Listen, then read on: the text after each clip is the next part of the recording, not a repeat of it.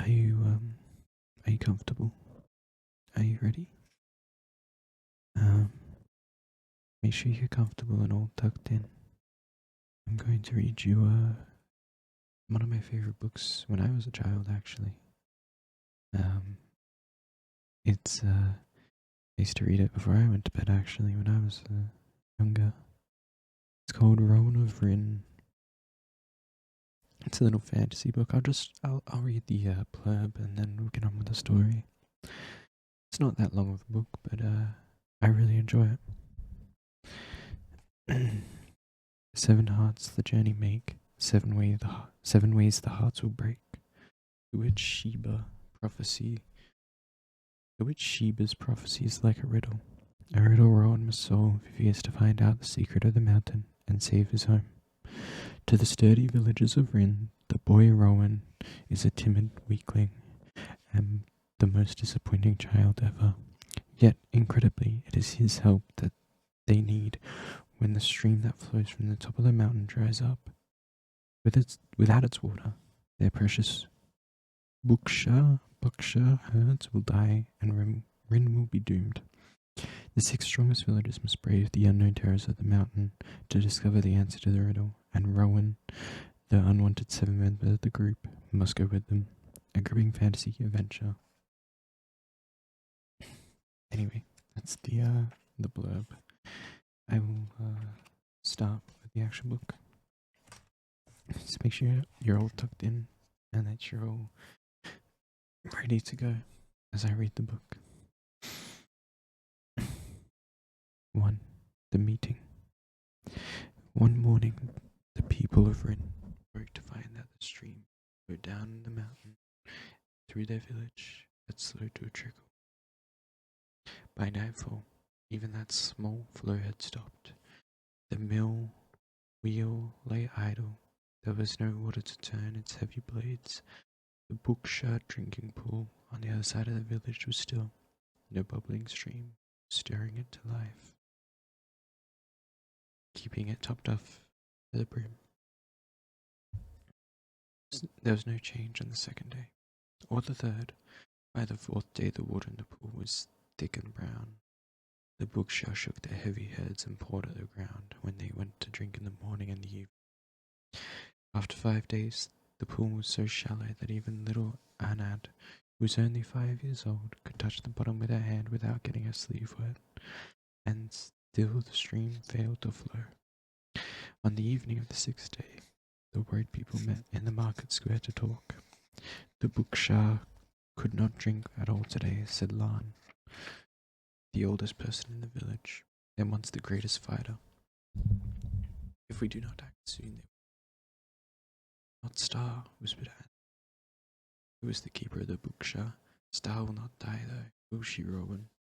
Because you will give Star water from our well. Bookshah cannot drink from our well, Anna said. It is not sweet enough for them. It makes them ill. They can only drink the water that flows down from the mountain. It has always been so. If the stream stays dry, Star will die like all the rest. Anad began to sob quietly. Children of Rin were not supposed to cry. Anad was very young, and she loved Star. Rowan stared straight ahead. His eyes were tearless, but his chest and throat ached with sadness and fear. The sadness was for Star, his friend, and the strongest and gentlest of all the bookshah, and for all the other great, humped, woolly beasts, each of which he knew by name. But the fear was for himself and Anad, and their mother, and indeed for the whole village. Rowan knew, as Anad did not, that without the bookshah there would be no rich creamy milk to drink, no cheese, no curd, no butter to eat. There would be no thick grey wool for cloth, there would be no help to plough the fields, or carry in the harvest. There would be no broad backs to bear the burdens on the long journeys down to the coast to trade with the clever, silent, merry folk. The life of Rin depended on the bookshah. Without them, the village too would die. Anad could not imagine the valley without the village, but Rowan could, reading the old stories in the House of Books, listening half asleep to Timon under the teaching tree, and most of all, sitting on the grass by the stream while the bookshah grazed around him, In the silence of the morning, he'd often imagined this place as the first settlers must have seen it. Hundreds of years ago, they had climbed through the hills, carrying the few things they owned on their backs, looking for somewhere in this strange land that they could claim as their own. They'd come from far away across the sea. They had fought a terrible enemy. On the coast, they had heard from the wandering native people they called the travellers of a place at the bottom of a forbidden mountain in the high country far inland. They had been tramping many, many days in search of it. They were very tired. Some had almost given up hope. And one afternoon, they had topped a rise and looked down, and there, below them, nestled between towering mountain ahead and the hill on which they stood, was a green, secret valley. The people stared speechless. They saw trees loaded with small blue fruits, fields of flowers they did not recognize. They saw a stream and a pool, and a herd of strange grey beasts lifting their heads to stare, horns shining. They saw silence, stillness, and rich earth and peace. People knew then that this was the place. This would be their home. They came down and mingled with the big gentle animals who were tame, unafraid. They called them the Bookshah. The stream flows down from the mountain, said Brondon, the furniture maker, a loud voice breaking into Rowan's thoughts. He watched her step the air with a stubby finger pointing. So the problem must be up there. Up there something is amiss. Something is stopping the flow. All eyes turned to the mountain, rising high above the village, its tip shrouded, as always, in cloud. We must climb the mountain and find out what it is, Brondon went on. This is our only chance. No, Neil the potter shook his head. We cannot climb the mountain. Even the travellers do not venture there. Terrible dangers await anyone who dares. And at the top, the dragon. Brondon sneered at him. You are talking like a crazy traveller yourself, Neil. There is no dragon. The dragon is a story told to children to make them behave. If there was a dragon, we would have seen it. It would have prey on the Bookshah and on us. Perhaps it takes its prey elsewhere. We do not know, Brondon. Alun, the baker's light, pleasant voice rose above the muttering crowd. But if you will excuse me for talking like a crazy traveller, remembering that my father was one, and it is only to be expected, let me remind you of what we do know. His usually smiley face was grim as he stared Brondon down. We do know that we hear it roar almost every morning and every night, and we see its fire in the cloud. Brondon rolled her eyes disdainfully, but Rowan shivered. Tending the Bookshah in the cold and dark of winter mornings and in the evenings when the sun slipped behind the mountain, he had heard the sound of the dragon. He had seen its fire too, in the sky above the cloud. The Bookshah swayed and grew restless at these times. The calves bellowed, and the bigger beast pawed the ground, flared their nostrils, and huddled together in fear. Even Star moaned when the dragon roared, and when he stroked her neck to calm it down, you would feel the nerves jumping along her long, soft wool. Suddenly he realized something no one else seemed to have thought of. He must speak. Nervously he rose to his feet. The villagers stared cautiously at him. What could the boy Rowan, the shy, timid herder of the Bookshah, have to say? The dragon has not roared since the stream dried up, said Rowan, not in the mornings and not at night. He spoke as loudly as he could, but his voice sounded small in the silence.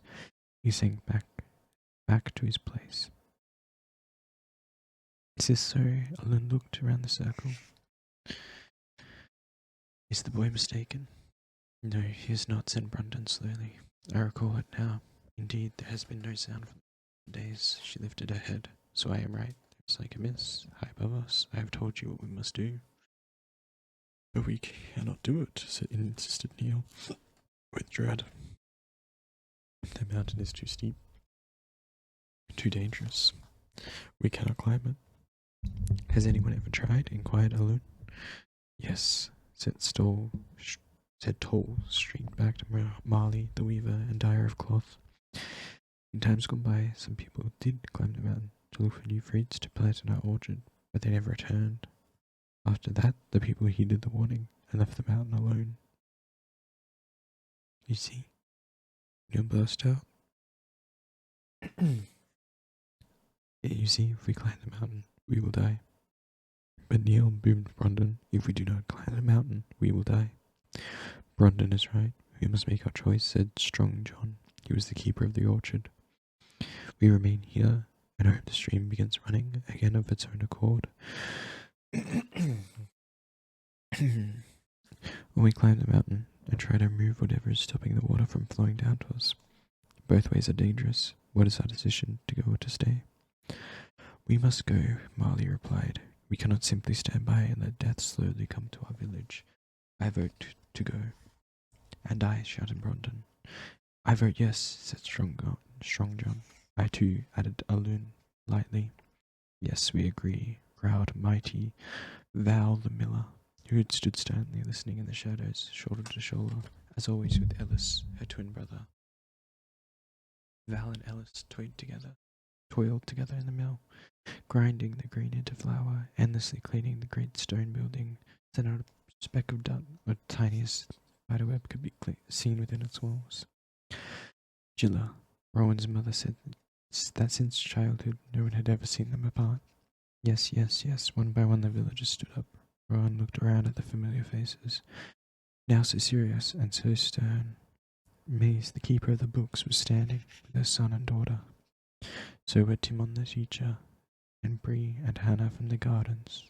White-haired Lan leaned on her stick beside them, and even the fat, soft Solar, who made sweet toffees and cakes, and never could resist his own cooking, had struggled to his feet.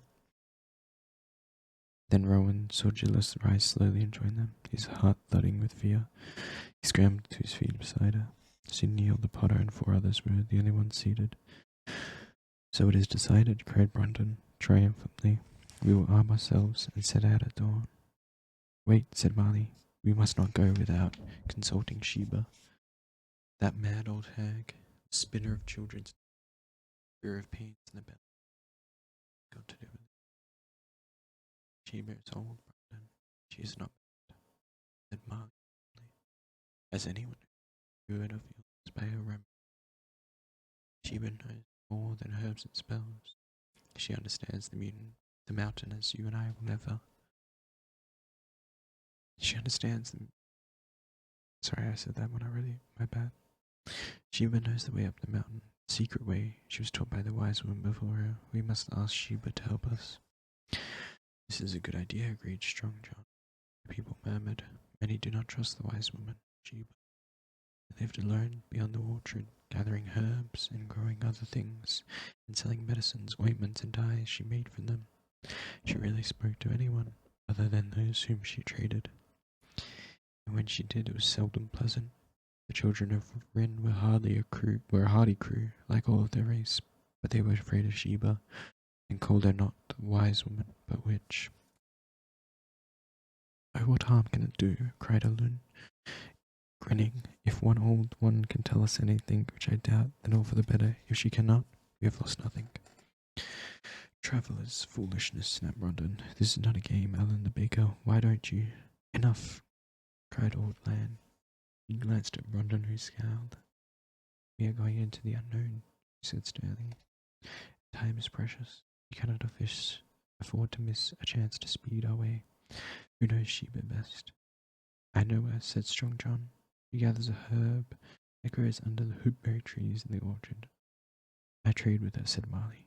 Her purple and blue dyes in return for cloth. Then you two can go and beg her favour, sniffed Brondon, since you are so keen to do so. She turned her back on them. We will wait here for your return, said Alun. Be speedy, there is much to plan, he laughed. And take care not to insult her now, like Brondon. She's not a woman to be trifled with.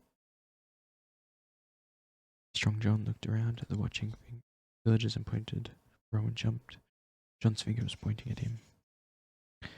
Boy Rowan, called Strong John, little rabbit, herder of the Bookshire, run and get 2 cheeses from the cool house, the oldest and ripest and strongest of cheeses from the topmost shelf, and bring them to us at Sheba's hut. Sheba is very fond of good strong cheese. The gift will sweeten her temper. Rowan stared open-mouthed and did not move. He was terrified of Sheba. His mother nudged him. I will go, piped up little Anna beside him. I am not frightened. Laughter rippled through the crowd. Go along, Rowan, Gilla urged in a whisper. Do as you're bid at once. Rowan scuttled away through the crowd. He's scared of his shadow, that boy, he heard Val the miller mutter to her brother as he passed them.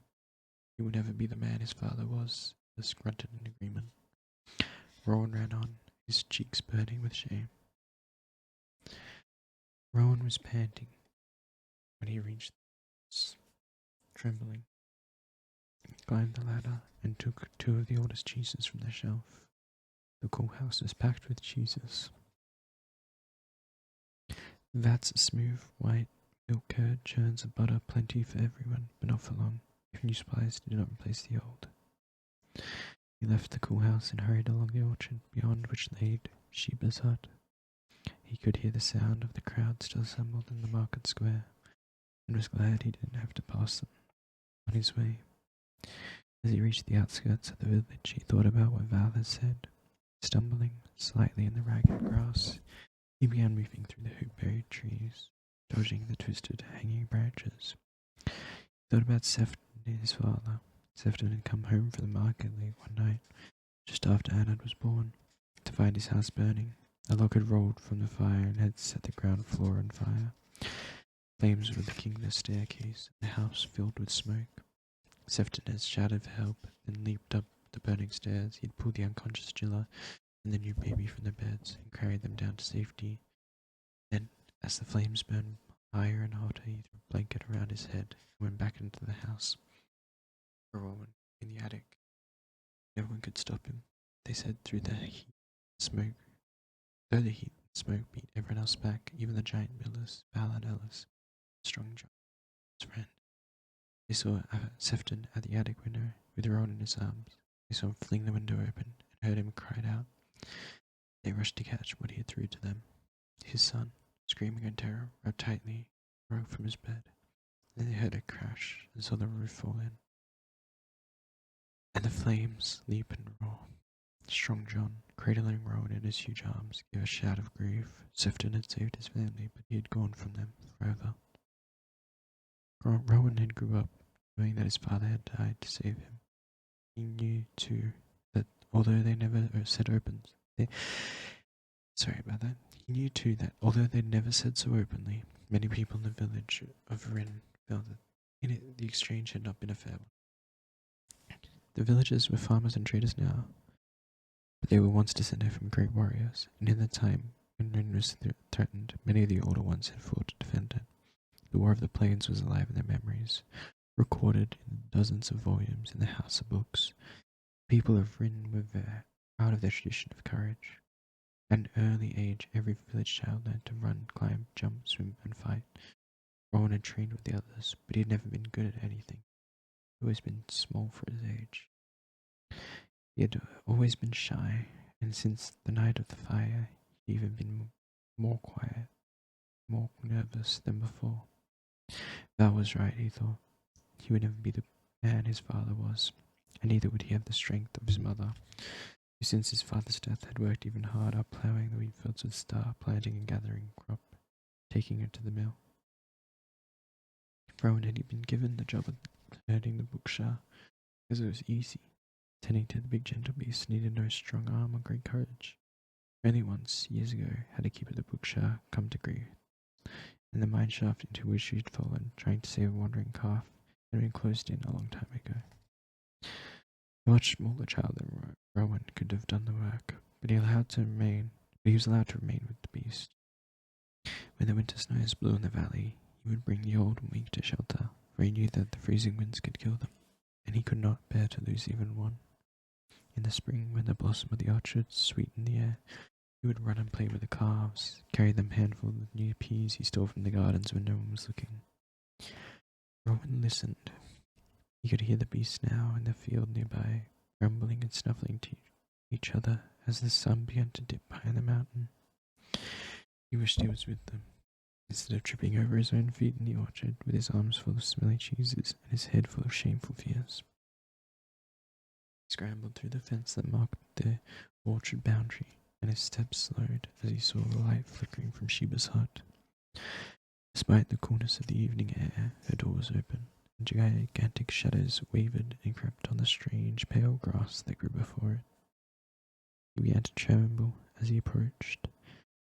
Two of Bree and Hannah's children had once told him that Sheba could turn you into a flat slug if she chose. They pointed to the slugs that were picking from the cabbage leaves. These were all people ones, they said. Look, that's our Uncle Arthur there. We know him by the spot on his forehead.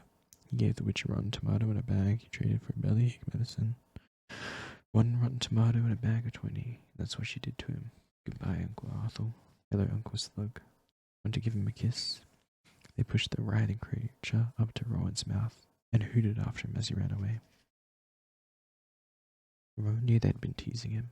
He knew it, really, but sometimes in the bed at night, or if a bookshelf strayed too far and he had to go near Sheba's hut to catch it, the children's story would come back to him, and he would remember the slow, fat slug with the spot on its forehead and shudder. Voices drifted out to meet him as he trod softly among the shadows in the grass. Strong John and Marley, and another voice, cracked and low, Sheba. The stream flows down from the mountain top above the clouds, she was saying. Under the earth and rock it flows to Rin, and so you must climb the mountain. To the very top, my fine friends, and no one knows the secret way but Sheba. A mocking laugh rang out. Rowan thought about putting the cheeses down on the doorstep and running home. As he stepped forward, a twig snapped under the toe of his boot. At last, Strong John's head popped out of the door, put his arm behind Rowan's back, and propelled him inside. The boy with the cheeses, I give to you, Sheba, he said heartily, in trade for your knowledge of the way. The old woman sitting by the fire sniffed the air and smacked her lips with a greedy sound. Cheeses, she glowed. She narrowed. Bring them here, she ordered. Closer, boy. Rowan hesitated. Marley, beside him, gave him a little push. His feet felt like stones. He forced a step forward, one step at a time. What are you hiding? Snapped Sheba, half rising from her chair. I said, closer, boy. Come here and put the famous cheeses in my lap. Or how do I know I'm not the one being cheated, fobbed off with second-class goods? They are the best we have, Sheba, said Marley. Rowan chose them himself from the highest shelf in the courthouse. You will like them. So you say... Sorry. So you say, scowled Sheba. She hunched her shoulders and stared at Rowan. In the firelight, her eyes looked red.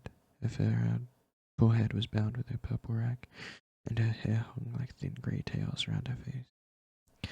She smelt of ash and dust, old cloth and bitter herbs. Rowan reached her chair, placed the round yellow cheeses on her lap, backed away swiftly, holding his breath, trying not to look at her.